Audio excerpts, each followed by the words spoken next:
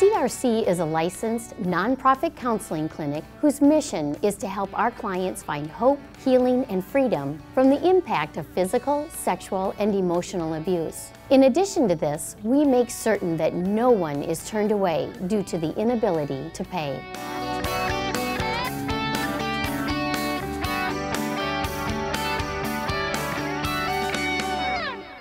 Hi, I'm Colleen.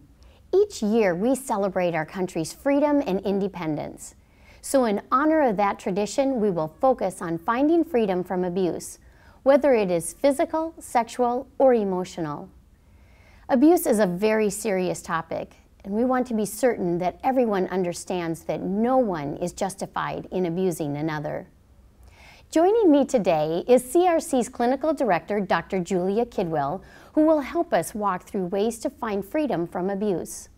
One of the best ways to find freedom from abuse is gaining knowledge about abuse. Well, welcome, Dr. Kidwell, and thank you so much for joining us on Minding Your Mental Health today. Thanks for having me. Absolutely. It has become pretty clear to me that abuse is not a rare occurrence. It is CRC's desire to help our clients overcome the impact of abuse. And we really appreciate your experience and knowledge in helping us understand abuse a little bit better. Many of the clients who come to Christian Recovery Counseling are seeking help in overcoming abuse. And I know that there are ramifications beyond the physical impact. Why don't you tell us a little bit about the mental and emotional impact of abuse? Of course. You know, the impact of abuse is really different for every person, but it does depend on a couple factors. Certainly severity of the trauma someone experienced, age the person was, and of course different personality factors that vary amongst people all really impact how someone copes with abuse. So two people can experience same or very similar type of abuse but respond to it very differently. It isn't uncommon for abuse that happens in childhood to impact someone long into adulthood. Certainly that can happen. And one of the most significant ways that abuse can damage someone longer term is impacts to their self-esteem, their sense of self-worth, inability to form trusting relationships. All of those can happen. After abuse, lots of times people experience a number of different emotions like worry, fear, hopelessness, helplessness. Lots of times people have questions about why the abuse even happened, if they were to blame. Things like that are unfortunately very common after abuse as well. And long term, you know, abuse can really impact someone's ability to trust and can give them a sense of fear that they might be abandoned by other people in relationships going forward. Oh, sure. I have seen this with our clients, and I've also seen that there can be even more severe symptoms as a result of abuse. Yes, that's true. You know, for some people, the impact of abuse can be pretty severe. And abuse can lead to post-traumatic stress disorder, or what we call PTSD for short. So PTSD is characterized by maybe avoidance of the person or place that the abuse occurred. It's also characterized by maybe nightmares, persistent flashbacks. People feel oftentimes like they're reliving the abuse that took place, and that can be, as you can imagine, really upsetting for people to experience. People who have experienced abuse are also at higher risk for things like mood disorders such as depression, anxiety. They're at higher risk for experiencing a personality disorder later in life, and even at higher risk for experiencing addictions. So it's important we remember that just because someone's experienced abuse, it doesn't mean they will get one of those things, but they are probably at higher risk for developing one of those things down the road. That's really why it's so important that CRC is here, because we treat and work with people whether they report more mild impacts of abuse like loss of self-esteem, hopelessness, all the way up to people that are experiencing severe symptoms like PTSD. Oh, sure. And Dr. Kidwell, I'm sure you've heard this question before, especially in the case of domestic abuse. Why don't they just leave? What is your response to that question? Yes, so it's rarely, if ever, as easy as just leaving. And the reasons that people stay in an abusive relationship are very complex, and they're of course different for everyone. Abuse oftentimes happens in a cycle. So what will happen is typically the abuse occurs, then the offender maybe apologizes profusely, takes responsibility or says, I'll never do that again, and then the relationship enters kind of a honeymoon phase, so to speak, where things are a little bit better. And typically then the victim thinks, well, they've changed, things have turned a corner. Inevitably what happens is something angers the offender and they begin the cycle of abuse again.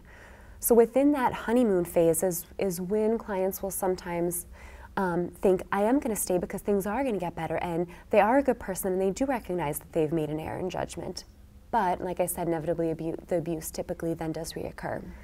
Another reason that people stay sometimes is because they do on some level maybe love their offender, or they see good qualities in them. They really like parts of them, which keeps them in the relationship. Also, logistical reasons are a huge piece. Children might be involved, finances might be involved, and in those situations, those things can impact whether or not someone can leave a relationship oftentimes. And the other thing that I think impacts a lot of why people stay is a sense of, I deserve this, things can't get better, or this is the best type of relationship I can hope for. So sometimes those factors unfortunately keep someone in that relationship. Oh, that is sad. It is. I also hear that it may even be scarier to leave an abusive situation versus staying. Absolutely. So oftentimes people have a huge fear with leaving that there might be some type of retaliation against them or their children or their family, and so they simply don't feel safe leaving, which does keep them in the relationship. But regardless of the reason that people do stay, it is important not to blame that person for that decision, because often it is very complex. Oh, sure. Sometimes it isn't clear when one is in an abusive relationship. What are some of the things that we can look to know that this is abusive behavior? Yes, well, it's really easy. All of us can recognize hitting, pushing, shoving, that's clearly abusive, but it is harder to recognize emotional and verbal abuse. That can be tough. Emotional abuse can take either very subtle or more direct forms. So, more subtle forms of emotional abuse are things like minimizing someone's feelings, denying that someone's part of the problem, not taking responsibility for the abuse. And more obvious forms of emotional abuse are things like coercion, threats, things like, for example, threatening to harm oneself if the victim doesn't do what the person wants, or if the victim says that they might leave the relationship. Things like that are more obvious forms of emotional abuse. Additionally, it's really important that we remember that emotional abuse can oftentimes include things like controlling who someone sees, keeping them away from friends, family, controlling money when they leave the house, and then of course verbal abuse like name-calling, deliberately humiliating someone, put-downs, things like that. All of those are under the umbrella of abuse and are never okay. Okay. It seems like it would be easier for an adult to get the help that they need because they're more aware of resources. But it's quite possible that there might be a minor watching our show today. Yeah. So what would that person do if they knew that they were in an abusive relationship? I think it's really important for them to, if they're able to talk to a trusted adult, a coach, a teacher, even friends, parents, so someone that they feel like they can confide in. And one option too is certainly, even under 18, a teenager can always call CPS themselves to make a report on themselves, or if they're concerned about a friend. And I've worked with some very brave teenagers who have done this. Wow. So certainly that is an option. And of course, important to mention, if you feel like you're in immediate danger, then calling 911 is always a great idea. Great information. Thank you again, Dr. Kidwell, for the time that you have taken to help us better understand abuse and its impact. Thank you for having me. If you find you are in an abusive situation, please refer to the resources on your screen. Thank you for watching CRC's Minding Your Mental Health. We hope that you have found it to be helpful. Please be sure to share this video with anyone you think may benefit from this information.